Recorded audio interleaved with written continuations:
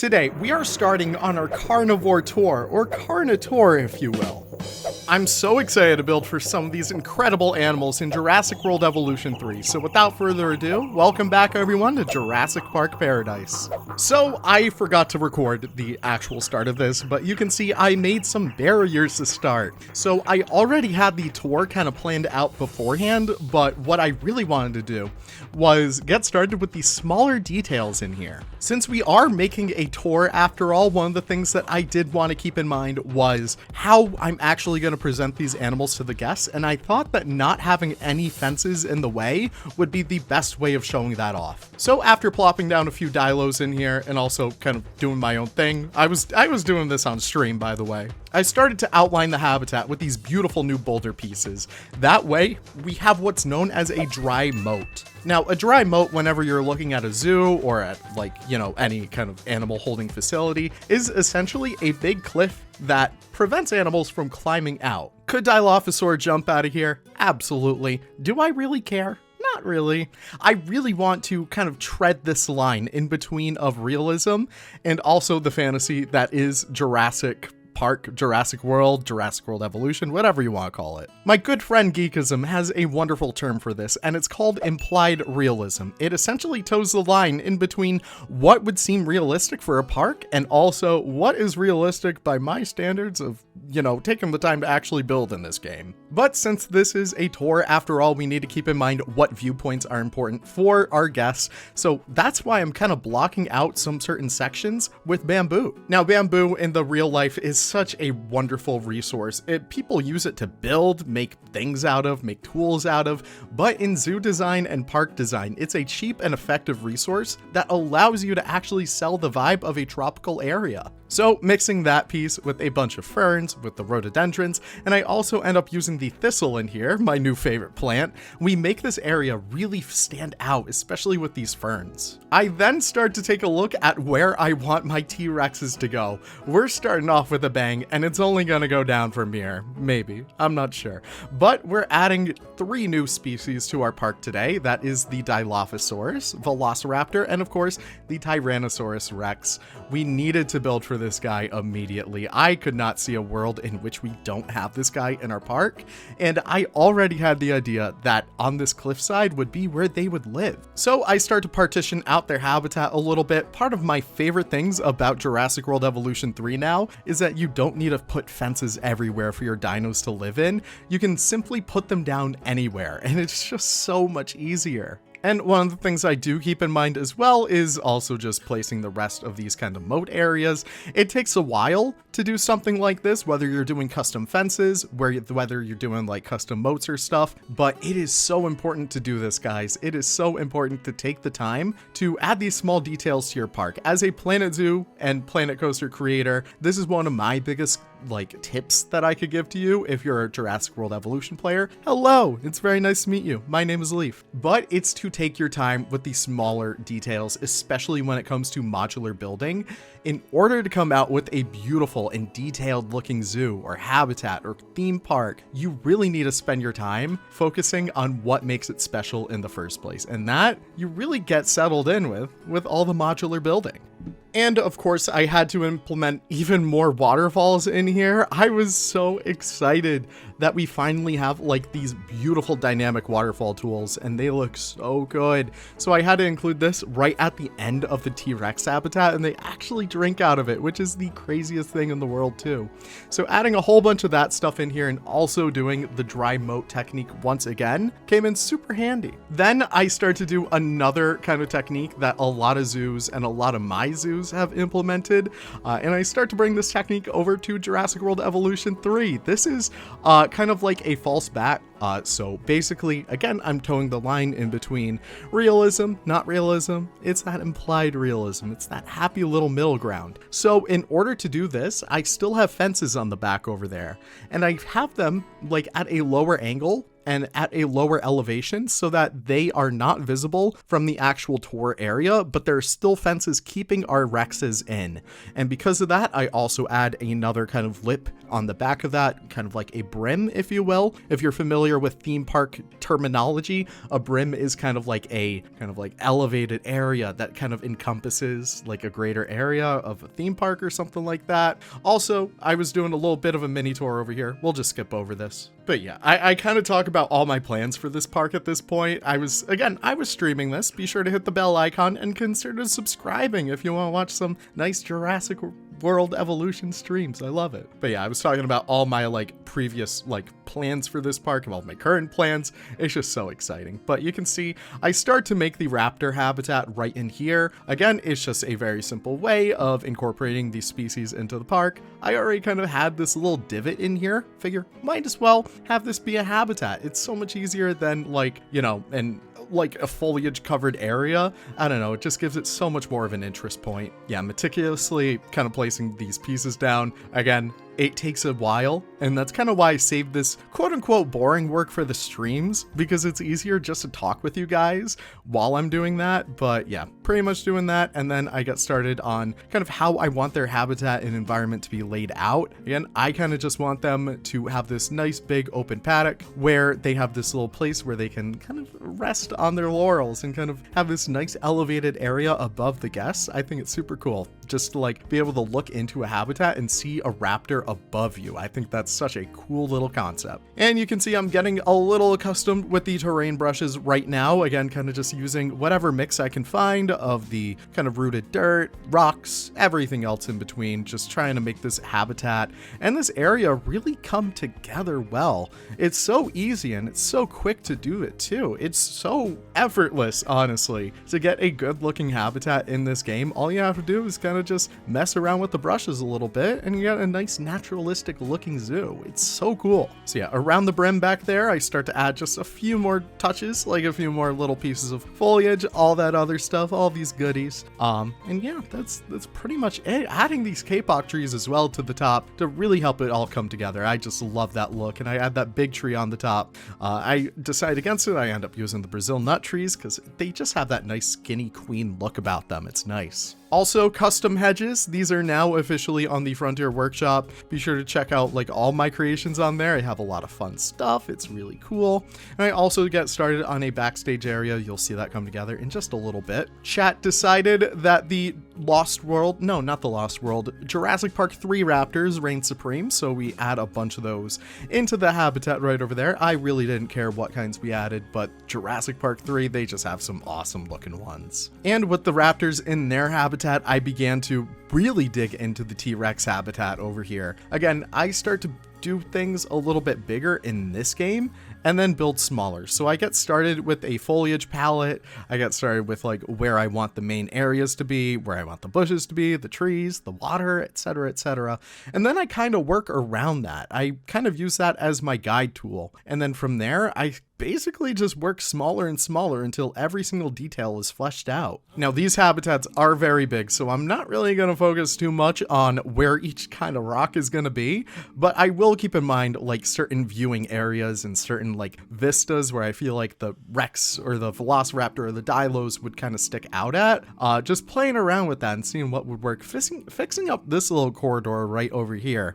You kind of pass in between two rock walls into like the Velociraptor and T-Rex area. Super awesome feeling as you're kind of going through that. It's so cool. But I add a whole bunch of other plants in here as well. Again, really sticking with that tropical theme of palm trees, ferns, bamboo, hedges, all that stuff. I want this place to feel super dynamic, but also feel super familiar to anyone who's like a longtime Jurassic Park fan. They're like, oh man, this feels like Jurassic Park. I have some ideas for a more taiga park. I have some ideas for a more deserty park soon, but I'm not really going to dig into those too much. I just want to use this as my testing park. You know, I don't really want to commit to a big kind of grandiose park just yet, where I dig into every single detail, every single corner.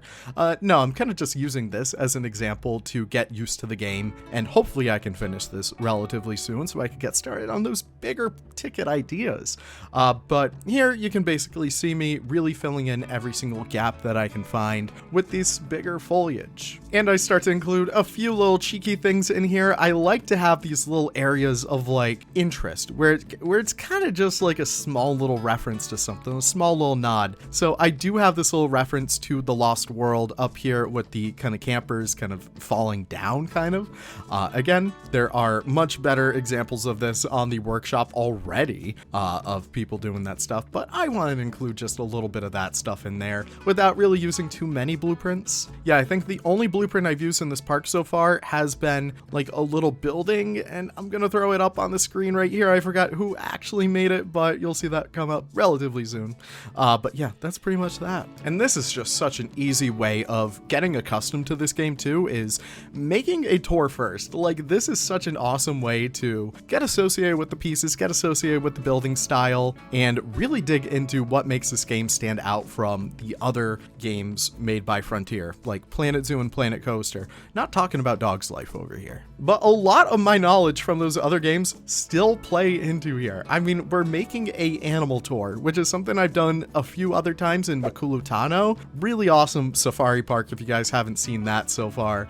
But it also plays into account with Planet Coaster, where it's like, oh man, you really need to focus on industry. You need to focus on guest capacity and stuff like that. It's so fun. Yeah, these fern pieces are way too good. I'm using these all throughout here, and I'm also putting them on random rotation so that every single one, it's just in a different position from the last. Frontier, if you guys are listening, once again, please random scale, please. Random scale. That'd be really awesome. But yeah, adding all those in here, and I just discovered that the move snap is in here. This is a super awesome tool in order to make these nice looking plazas come together super well without Z fighting. That's the weird little kind of glitch effect that you get when two pieces are on the same plane as itself. That's like the weird kind of like glitchy kind of weird effect. That's the only way I know how to describe it. But yeah, move snap. It's super useful. Get used to it. Adding a whole bunch of other hedges in here as well, just to help decorate this area out. Again, I'm doing this in very much segments where it's like, we're gonna finish the tour first, and then we're gonna go over to the river tour, and then we're gonna go over to the hybrid area, and it's gonna be super fun. I'm super excited for that. And I do have plans on kind of refurbishing our Main Street area and our guest facilities. I have some ideas on making our hotels really stand out. I have some ideas on making all this stuff look really coherent, and I'm so excited for that. I was trying to figure out how to theme that area a little bit. I guess the theme is Jurassic Park after all, but really making it stand out as something that feels more super themed than anything else, it's a little bit of a struggle, but I'm working with it. Another tip that I have to give you guys over here, foliage clusters. Make your little foliage clusters. That way you can kind of copy paste them throughout the habitat. You can kind of sink them into the ground a little bit, rotate them, give them a little spin, mix up the pieces a little bit, and you get a really awesome dynamic foliage look all across your entire habitat, and it really helps it stand out. Add some extra pieces on top over there like I'm doing with these ferns, and it's gonna look fire. Yeah, the group tool, like it works so well. I use that for pretty much everything. I did some foliage clusters on the top of the mountain too, just to help that stand out. And what I'm working on right over here is the kind of Velociraptor habitat. At least I was temporarily. Oh, I guess I moved on. Yeah, so I'm kind of just lining up the rest of the Rex habitat with this foliage. I should have turned collisions off. Keep that in mind. I should have turned them off because they can barely make their way around this habitat. And I know I'm probably going to upset someone in the comments saying I don't care about their welfare. I do. I'm just coming at this from a realistic approach. Speaking of realistic, we have to have a little bit of lighting in here as well. So I get started on making a custom kind of lamppost for us to use all throughout here. I end up settling with this beautiful kind of lantern aesthetic. I really like the colors that we chose over here. It's just a little bit of a light yellow, and I was trying to get some inspiration from other pieces too, but basically lining up this entire route with these beautiful little lanterns, I guess, and it just comes together so well in the end. It feels so nice, and this little extra bit of realism just helps so much. especially when you're looking at this from like afar, either from up above or from down the road. It just looks so good, guys. It looks so good. And yeah, I apologize. There really isn't much rhyme or reason to my building. I usually focus on certain things at a time. So you can see I was focusing on making that look good, and then I go back to working on habitats and stuff. Really great pieces over here. These are like old Planet Zoo pieces that look so good now. These are elephant grass. They're not scalable, just keep that in mind, but all the other pieces are in here. But elephant grass has been a savior in Planet Zoo history because they stop animals from going in certain areas, which is super fun, and it does the same exact thing in this game if you turn on collision. However, I kind of turn off collision for a lot of these grasses in the end because I want my Rexes and my Dilos and my Velociraptors to explore their habitats a lot more. So I do end up turning collision off for a lot of these animals, for a lot of the plants actually. But yeah, this is my favorite foliage cluster that I made in here. It's just a bunch of thick grass that goes such a long way, whether it's out in a field or near water. It really makes a habitat stand out. And again, this is one of these hints that I'm giving you as a seasoned kind of planet creator over here. Please do this technique. It helps so much. In order to get this beautiful, big, lush area to come together, you're going to want to use blueprints. You don't want to place these by hand. Again, I know that it might look a little bit better if you place everything by hand, but it's going to take you 10 times as long. Enjoy your time with this game. Get back to making some more creative things. Just use these blueprints in the meantime, you know? It's super easy. At this point, my chat reminded me that dead trees are a thing, so I start to include a few of these throughout the habitat. Again, just to give it a little bit more interest. I would love to include some other things in here, like, you know, big rock clusters or something. But for the meantime, I think the dead trees work super well, especially that broken palm tree. There's two different kinds of dead trees in here. There's the broken ones and there's the dead ones. They're both so awesome. And also the fallen ones. Okay, so I guess there's three. But yeah, super awesome to use that. And I end up using a lot of those grasses for the main waterfall element of this park too. I think that came out super well. And again, this park is always going to be an evolution. It's always going to be an evolution of different areas. It's always going to be room for improvement because, again, I'm learning this game alongside you all. Again, it's a little bit different from Planet Zoo. It's a little bit different from JWE. It's its own little thing. And that I'm very happy with. It's its own little corner now, you know? So yeah, adding all those foliage clusters at the top over there too. Again, adding some at the tops of these habitats, really just to help it come into play. I'm sure as this series goes on, I'm going to talk a little bit more about zoo design technique and stuff like that. Again, we're very much on the implied realism train throughout this entire series. So do keep that in mind. I'm not going super realistic, but I'm going at least getting a little bit close to there. You know, I'm getting a little bit of a taste. So yeah, this is the point where I'm like, oh my God, my Rexes, they're not exploring their habitat at all. I gotta turn off all the collision. So I did that. And then I move on to something else because that's just how my brain works. I'm working on the Velociraptor backstage holding right now. Again, that implied realism where it's like, of course, they would have like some kind of containment facility. They're the frickin' Velociraptors after all. You'd probably want an easier way to contain them in case if something did go wrong. So I essentially use this blueprint that I kind of deconstructed from a bunch of other pieces. I did this before I started recording on my stream, which kind of sucks because it was such a fun way of dissecting blueprints, but hey, that'll just be its own video now. So I end up doing that a little bit. I also do some faux rocks on each side of this little backstage area, and I dress it up a little bit more with foliage. Again, the hedges and like the actual terrain brushes just go such a long way with making these areas feel just a little bit more secluded. Yeah. I throw a skeleton down here. I think that's a Spinosaurus. Sure. And finally, I get to work on the Velociraptor habitat. I'm not going too crazy with this one. Again, it's nothing too intense. But I guess I start that and I'm like, okay, we got to figure out what's happening with these dinosaurs. What's happening with these hitboxes? So I end up fixing that and it looks good. So here's where I figure out where the elephant grass isn't scalable. That's a little bit of a shame. And I also add that to pretty much this entire habitat. It looks so good, guys. It looks so good.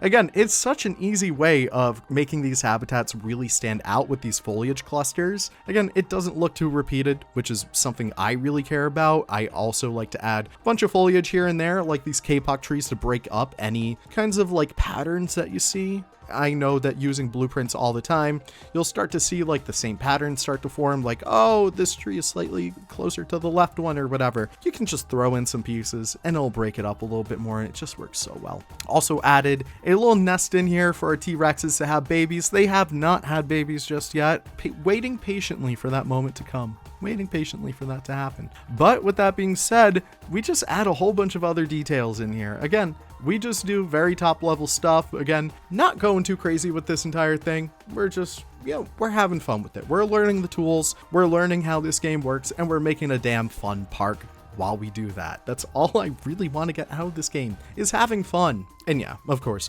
implied backstage areas. This has no semblance in real life whatsoever. I'm not sure how this would work. There's not even a garage door back there, but we'll do that soon. Yep, and that's a blueprint right there by, again, put his name right here. Wow, so cool. But yeah, I just wanted like some kind of staff building back there, just in case if we get a delivery for any of these carnivores. That would be in this central area. I feel like doing a special one for the T-Rex soon would be so fun. Oh my gosh, that'd be awesome to do. But that's pretty much it, my friends. We will go ahead and get started with the cinematics right now. Crazy. Thank you guys so much for watching. I always do appreciate it. If you guys did enjoy this video, and if this is your first time here, feel free to drop a little subscribe or let me know any suggestions that you have for any other animals on the Carnotaur. Of course, we have the Carnotaurus, we have the Velociraptor and stuff like that, but let me know if you have any suggestions whatsoever. But with that being said, we will end it right there. Thank you so much for watching again, my friends, and we'll see you all in the next episode of Jurassic World Evolution 3's